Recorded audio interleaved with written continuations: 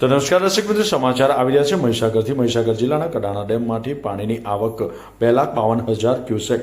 ડેમનું level સાચવવા કડાણા ડેમમાંથી મહી નદીમાં 2,44,000 ક્યુસેક પાણી મહી નદીમાં છોડવામાં આવ્યું છે।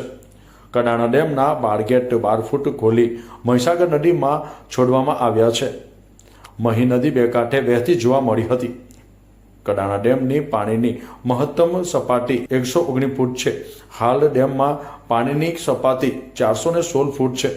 મહીસાગર નદીમાં કડાણા ડેમમાંથી પાણી છોડતા નીચાણવાળા ગામોને તંત્ર દ્વારા એલર્ટ કરવામાં આવ્યા છે, જેમાં મહીસાગર, પંચમહાલ, ખેડા, વડોદરા અને આનંદ ગામને એલર્ટ કરવામાં આવ્યા છે। હાલ કડાણા ડેમમાંથી 2,52,000 ક્યુસેક પાણી છોડવામાં આવતા મહીસાગર નદી બે કાંઠે વહેતી જોવા મળી હતી। જમીલા દીવાનો રિપોર્ટ, ન્યૂઝ ટુડે, મહીસાગર।